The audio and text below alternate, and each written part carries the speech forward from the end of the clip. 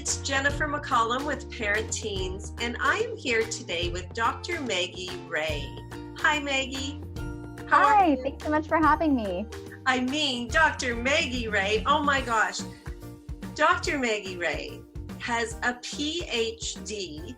in neurobiology and behavior, and get this, a bachelor's degree in astrophysics. Is that right? Did I get that right? Yes, you got it right. Oh my gosh, so amazing, because I was telling Dr. Wray before we started recording how one of my 13-year-olds wants to be an astrophysicist. And I just thought, oh my gosh, you're the perfect person. I am going to send him to you. He can come by anytime. Great. Oh, I'm so excited. You know, you meet these people that are just perfect at the right time. So everything that you do is just so incredible. You are an ADHD coach, is that right? Yes. An academic life coach. And so you work with our kids that are in high school, heading off to college even, and you teach them how to get better grades with less stress. Yes. I like that. I like both of those. You have coaches and you connect. Tell me how you connect. You connect with the parent first. Yes, generally we typically find that people who reach out to us are parents.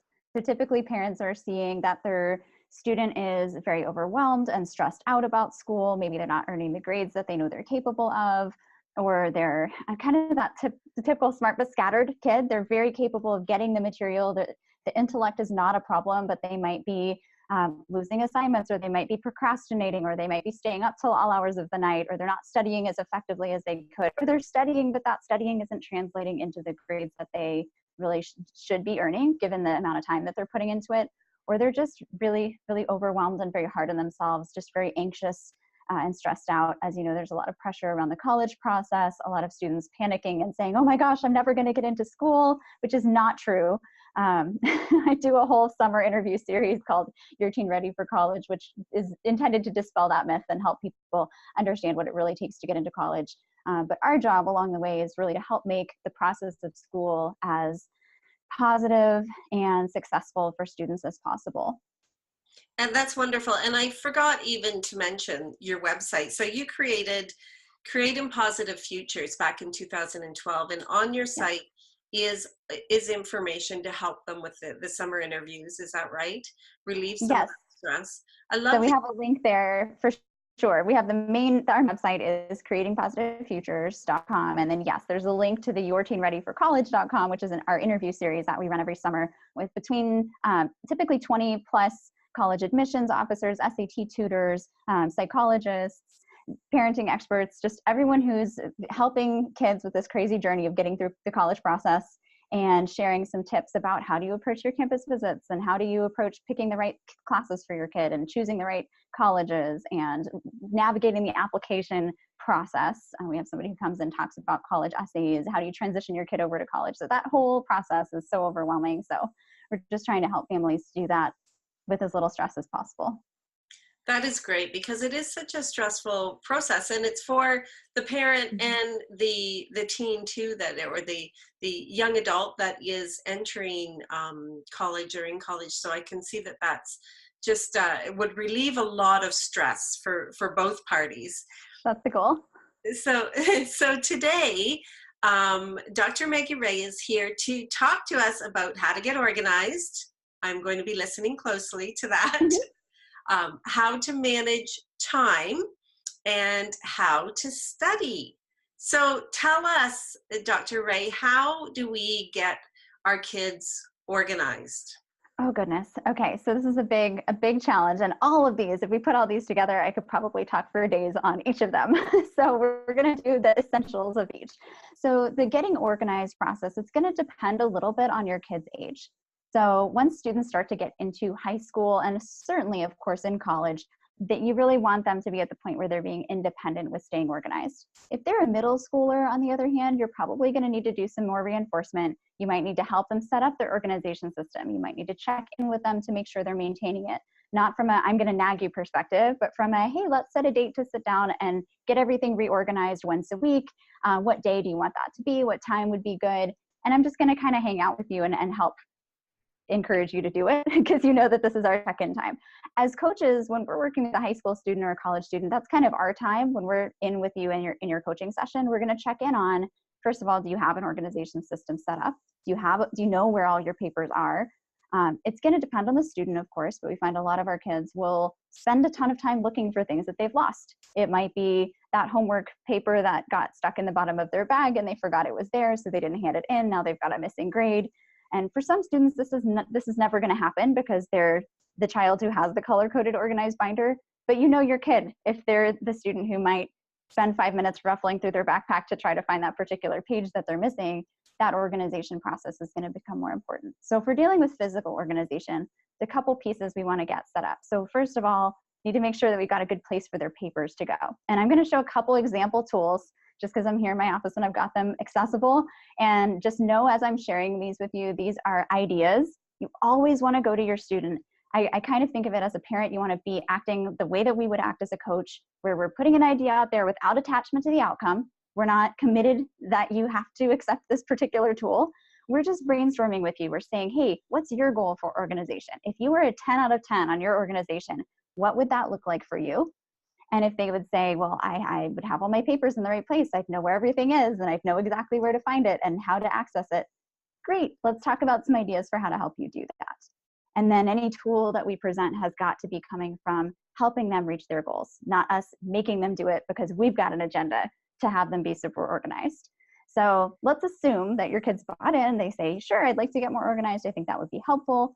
You can throw some ideas out there and see what they think about them. So for example, what I'll find with a lot of students, I'll introduce this before I grab the tool, is that they will feel like it takes a long time to hole punch their papers, open the binder rings, stick the binder paper in the rings of the binder, clip the binder rings shut again. It sounds so trivial to us as adults, but for a student, even just the hand-eye coordination that it takes to line the holes up properly, sometimes they'll miss hole punch them. And so they don't get all the holes punched, or they'll go to open those binders and sometimes they're kind of tough to get open. And so just every little thing that is required that makes it a little bit harder to get something filed away is going to be a reason for them not to file it. They're just going to stuff it all in the pocket, or they're just going to stuff it all in the bag. So what I like to do is to have some way that's a little bit easier. So for example, these are, hopefully you can see them, 2 pocket insertable dividers. So these are by Avery. There are a ton of different ones. So what we can do, for example, is write the name of the class. I've got a labeler. So if you can label them, that's even better than handwriting. And you might put science on this one. And then on the front, you might write homework. And on the back, you might write handouts. And so then you can stick that in there. It's really easy for them to just flip to science, and then they just stick their paper in there, rather than having to go through that whole hole punch process. Now, again, you know, your kid, maybe the hole punching is no big deal to them. Maybe they love that. That's not even an issue for them. It's something else. Like all their binders are white and they keep grabbing the wrong one. And so they go to class with the wrong binder, and then they just stick things in a random binder because that's the one they've got.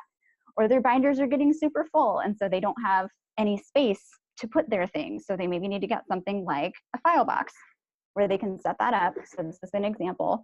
You just get a clear little box so they can see what's in it, and then label the tabs. And once they're finished with a test, so say they just took their literature test, great, let's take that whole unit that we did, we're gonna staple it together with your test on top and stick it in here. So when it's finals time, you just say, oh, they're covering Macbeth, great. Grab my packet on Macbeth. It was right there in my handy dandy little file box. And I don't have to go hunting through things or realize that I threw it all away because I was just trying to clear out room, and I figured, well, the test is over. Never going to need this again, toss it in the trash. And then they have nothing to study for exams. So just little basic things like that for staying organized and then creating a routine around it can be so helpful for students who are dealing with their physical organization. I think that's great to point out that all of our kids are different too, because I'm already thinking, you know, with each one of my kids that a binder would work great. No, but the folder would work better for the other. And like each one, there's a different way to stay, that they automatically stay organized anyway. And if we can just help guide them into that, you can get a little more organized with this tool, and that there are many tools. And that sounds to me like a great shopping day that you can go out with them and, you know, decide what is going to work for them. So I love that you brought that up, that we really, you know, we are the ones that know our kids and know how they Hmm. organize themselves. So that's great that you have that, um, those options for them. Exactly. It's definitely a conversation. It's not something you can force on them. And please don't try to get them organized the way that you're organized, Mhm. because what works for your brain may not work for their brain. And Right. so you don't want to say, you've got to do it this way because this is the way I did it when you were a kid and it worked great for me. And I see a lot of parents fall into that trap. They're going to immediately push back on that because they feel like, well, but I'm not you, mom. I want to be my own person. I want to do my own thing. I don't want to do it the way that you do. And it can turn into a big power struggle where parents are trying to get their kids to organize the way they want them to be organized. And so you've got to kind of make peace with, this is what they're doing. This is where they are. And sometimes we have a student who's not ready to start on organization. They don't really care about that right now. So maybe we tackle time management first because they're annoyed they're staying up so late doing their homework.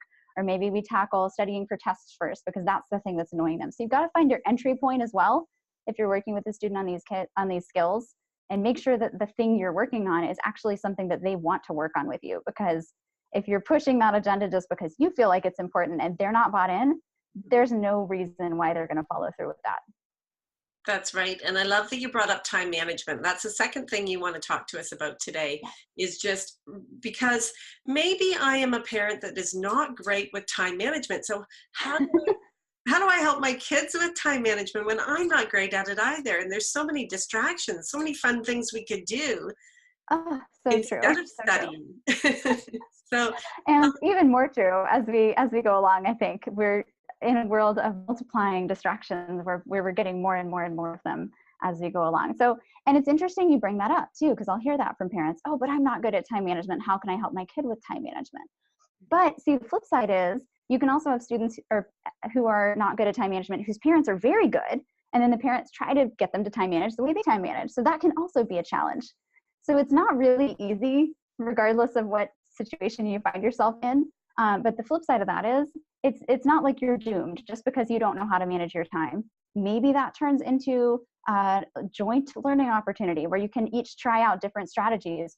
Oh, today I worked with a timer in front of me. I'd love to hear what happened when you worked with a timer. Did it stress you out? Did it keep you on track? What happened? For me, it kind of worked well, except that I forgot to look at it. So maybe I need to get a more visual one. What about for you? So you can maybe be sharing in this joint experience of figuring out what kind of time management works for each of you. That would be kind of a fun thing to do. But when it comes to time management in general, it's such a big topic. So I see different elements of it coming up for different students. So for some, it's just knowing what is coming up and breaking down their time. They will forget that they need to do a particular thing. It's more almost a prioritization or a keeping track of things kind of issue. So they might be the kid who's perpetually stuck in the last minute trap. They're always doing things at the last minute, not because they even intended to, but just because they forgot that thing was coming up. So I know a lot of schools have online calendars. That is something they can keep track of. The only challenge with those is that is going to tell you the due date, DUE, when it is due, when you need to hand it in. Depending on that assignment, there could be a lot of things to do, DO, that need to get completed before you can actually be ready for that due date. And what I find a lot of students do is they'll just pay attention to the due date, the DUE date, when you have to turn it in, and they don't really project backwards to figure out how much work that is or how much they need to think about it. They'll just stick that assignment statement in their bag and they'll just kind of wait around until they think, oh yeah, that's due soon. I should probably think about that. So what I like to encourage students to do is have some way of their own, not just relying on the school's calendar to look at it and see when things are due, but of their own to actually break down those tasks a little bit and start planning ahead. And again, I'm going to throw out a tool here. So if your kid would not even remotely be interested in this tool, then disregard this completely. But I find that having a planner where you can actually write things down is a great idea. So for example, if you can have something with the subjects along the side and then the week along here, then you can write in science project to do up here, and then you can walk yourself back. And if possible, on the first day you get that assignment, get into the routine of look that over. If it's here, look at this link. I had a student, we were walking through this yesterday, and she has summer work she needs to do. We clicked on the links. One of the links was a link to 8 different videos she needs to watch, all of which were 30. It was a little teaser, but when we realized it was hours and hours of work. We can't put all this on one day. Even though it was step E on A through E checklist, and it seemed like no big deal, it was actually a much bigger deal than she anticipated. Most kids will find that out the day before it's due because they haven't really looked through it all at the beginning. So that's part of time management, is just to start awareness coming up how it is. And then you can start backing that up and imagining. I like to imagine that this was something you were going to do today, because what kids like to do is they'll overplan. They'll say, oh, I can do all on Thursday night, no big deal, because today it's Monday. And our Thursday self is always going to have way more time and way more motivation and way more energy than our current self. So we want to think about it as if your current self was doing the work. You can use this trick with a student sometimes if you're asking them to plan out their work and say, okay, how much of this project would you want to do today? Because if you ask how much do you want to do on Thursday, they're going to say, oh, I'll do all of it on Thursday. It's no big deal. But if you say, how much do you want to do today? You really want to do all of it today? Oh no, today I don't have time to do all of it. There's no way. I've got all this other stuff to do. So great. So now we can, that's an amount of work that would be realistic for today. Now let's imagine we got that done and it's tomorrow. Okay, so now imagine it's tomorrow. What would you want to do today? Imagine you've got the same amount to do today as you've got tomorrow. Let's think that through. So you can kind of help them mentally imagine how much work they would be able to take on. Because if they're just thinking about their future self, they're going to way overestimate what they can get done. And then they'll get into this last minute trap and get overwhelmed. So that's a piece of it. I know there's a ton more that we don't even have time to get into. I mean, we could talk a lot about procrastination, why students have trouble initiating their work and getting started with their work, which is a huge challenge when you've got so much going on. There's obviously the technology distractions are huge for kids. And I know I have something we were going to share with your listeners about a parent's guide to teens and technology, which we can put in wherever you want to post the link so they can get a copy of that. That would be its whole other discussion, how kids get distracted by technology, different apps you can use to manage that. So there's, again, so much more. I don't want to overwhelm people, but just in terms of planning ahead and accurately projecting how much work things are going to be, that would be a recommendation about the due dates versus when you're going to do the work, and making sure kids are making that distinction and really thinking clearly about what's reasonable to tackle in a day so they don't get overwhelmed. I like that, and I can see it being becoming a great habit too. If you're doing a little bit every day, that I know for my kids, my two youngest are 13, and we have a routine every day where they do a certain amount. And I didn't do that with my two oldest, and they just studied the way that they did, but I guess we learn with each one, right? So our youngest ones, we set aside a time right after school where, they have a snack when they come home and they get right into it and they finish it so that they can go outside or, play video games, whatever it is that they want to do for the rest of the night, and they don't have to worry about it. And just to train themselves too, that they can, do a little bit every day, little baby steps will get them to the big project. Hopefully that carries through when they, are ready to go off to post-secondary school, for sure. I think it will, because what you're doing is you're laying that habit, which is so valuable, and you're creating structure for them. Because a lot of students' afternoons are really not structured, which makes it very hard to manage their time, because they'll get home and they'll feel like, I've got all this time that I can get things done. And so I'll do that homework in a little bit. And then a little bit turns into a later and later and later. And then they're up late. They're not really focused and motivated at that point. They're just trying to get it done before they get to bed. So it turns into, I'm just going to get this done, do it to get it done, rather than really do it to learn it or to master the content. And that, then they'll understand it less. And then there's more to study later. It becomes a mess. So I love what you're doing to create routine and structure for them so they don't have to initiate on their own. Because it's really hard for a 13-year-old kid to have the willpower to initiate their work on their own when they've got an infinite choice of opportunities of other ways to spend their time, and no one cares which one they choose. That's really hard for them to choose the right thing. So I'm glad that you're setting that up for them. I think that's going to serve them very well in the future.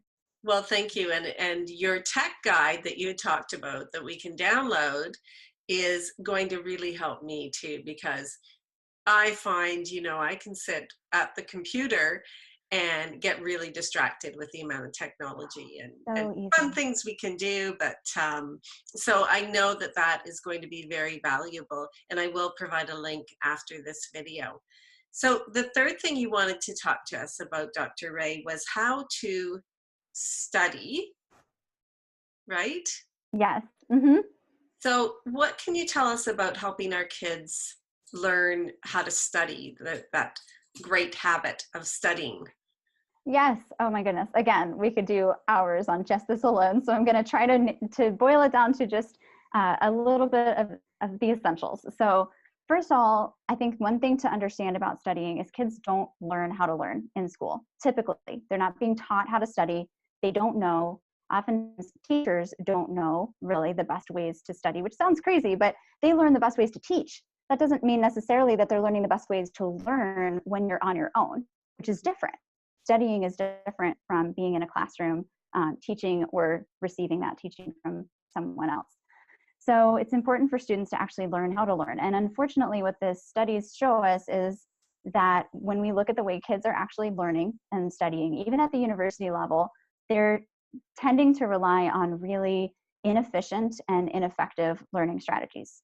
Part of the reason why is because your brain will trick you into thinking that you know things better than you do. It's called an illusion of competence. So you basically get this sense that you know things that you don't really know. Mm-hmm. And you can test this if you give your kids something to read over and then they read it over and you say, oh, do you know it? And they say, oh yeah, I know it. And you say, great. And give me the reading and I'm going to quiz you on it.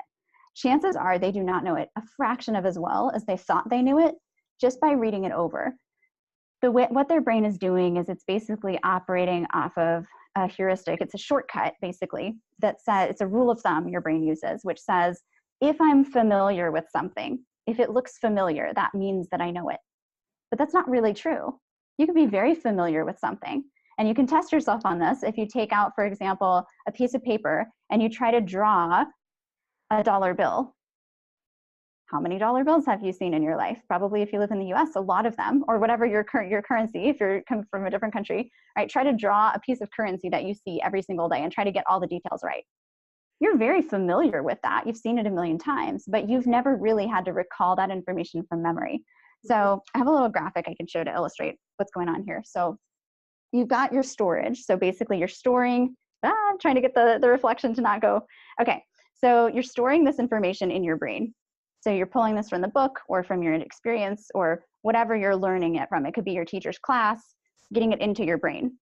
That's a different process though than getting it out of your brain. And what a lot of students do is they assume if it's in my brain, I'll be able to get it back out again. But that's not necessarily true. You could have read the book 5 times, but then if someone asks you, now what was the date that this happened?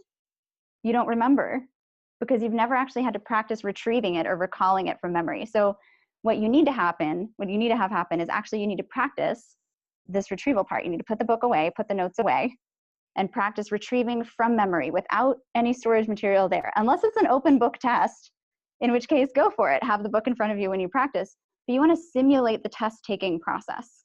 And a lot of times students don't do this. The only time they really have the test taking process in operation is when they're actually taking a test. And then they get some things right and some things wrong. And unfortunately, oftentimes more wrong than they thought they would. If you practice testing before you get into the real test, you have the opportunity to go back and restore what you missed and then practice again. And so you can iterate this process of, if you have a list of vocab, let's go through this on all the ones. If I don't remember them, I'm going to go back and try to store them in a way that's more memorable and then quiz myself again, maybe in a different way this time. Quiz myself again until I get them right.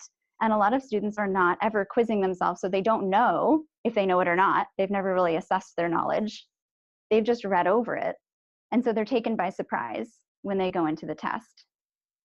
A good mental shortcut for this is if you have a student who plays sports or who does any sort of performance-based activity, you can talk to them a little bit about how they would prepare for a performance. How would they prepare for a competition? They're going to train, right? So they'll not just get the play. Let's take a football player. They're not just going to get the play in their head. They're going to actually go out and run the play, and not with stopping to look at the play or stopping to talk to somebody about the play. They're going to run it from memory, right? They'll study it and then they'll go out and run it from memory the way that they would do it on the real actual day of the actual game. And then they're going to see how it went. And if it went great, awesome, that's wonderful, but that doesn't mean we're done. We're going to come back and practice again tomorrow. So they get this when we talk about sports, and I think they don't necessarily get it when we talk about studying, but school is essentially the same thing. It's a performance-based activity. So we've got to practice the way that we want to perform. And so if we can just get that small message across that you want to practice for a test, throw out the word studying, definitely throw out the word review. Students will say, oh, I'm going to review for my test. Please don't review for your test. That means looking things over passively. That's not going to get you anywhere. It's basically a waste of time. You want to practice for your test. So what skill are you going to need to do? And if you're going to need to remember the definition of vocab words, then we need to practice remembering the definition of vocab words. So let's go through and look at the words and practice pulling the definitions. If you're going to need to use them in a sentence, we need to practice using them in a sentence, because otherwise you're not going to know how to do that on the test.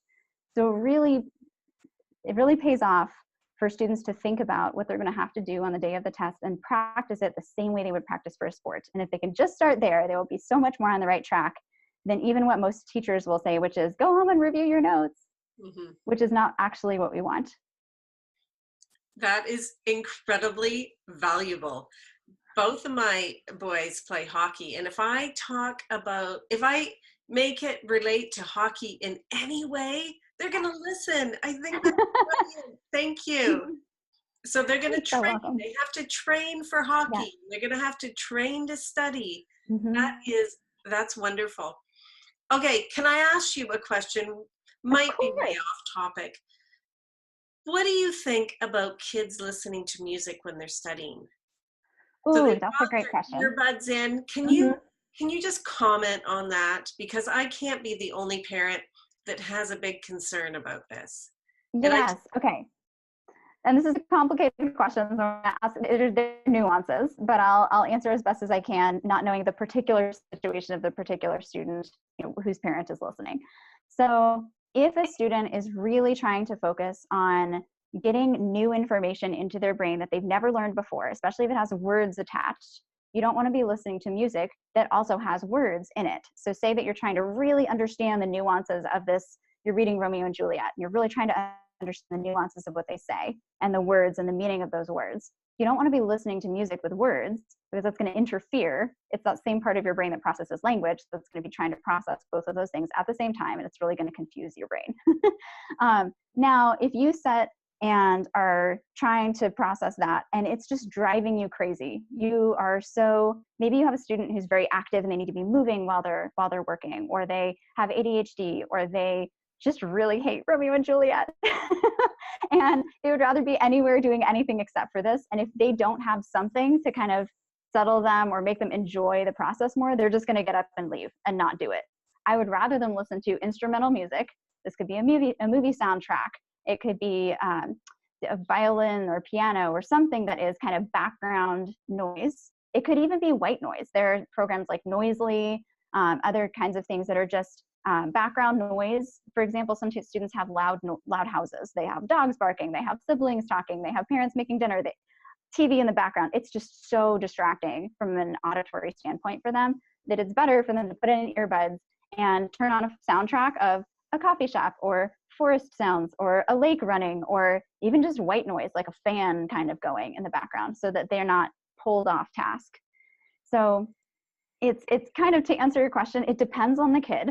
There's even some evidence that students who listen to music, students with ADHD who listen to music during test taking sometimes actually do a little bit better on those tests, especially if they studied using the same music that they're then taking the test listening to as well. You have to have an accommodation to do that. Most schools are not going to let any old average student who doesn't have an accommodation listen to music during a test or in class. So it would be an exceptional circumstance. But for the average kid, is it going to interfere with your learning if you have words competing with words? Yes. If you're really needing all your brain power to focus on this thing because otherwise you won't understand it, yes, that's a problem. If you're doing something that's more from memory, that you've done this kind of math equation 15 times and now you've got to do it another 25 times because your teacher just gave you more practice problems to do, and you already kind of know what you're doing and you really, really don't want to do it, and listening to some music will get you in a better mood. There's a lot of emotion around homework, so you want to think about what would my kid need more of, and you can ask them, do they need more energy? Do they need more determination? Do they need more calm? And whatever emotion they need to get into, music is a great shortcut to your emotions. So you can think about, what emotional state do you need to be in to do your homework? And can we find some music that's not interfering with your task, but that you could listen to during certain things, certain types of activities that might actually help activate you to do your homework. And then other types of activities, you know yourself, like for me, if I'm writing, I can't have music. But if I'm doing something that's more of an administrative type task that doesn't require as much of my brain, it helps to have music, because then that part of my brain isn't distracting me off in the distance to say, wouldn't it be more fun to go text someone a message, or wouldn't it be more fun to go and do this other thing? That part of your brain's kind of kept occupied by the music and not pulling you off track. So it's a long answer, but does that kind of make any sort of sense?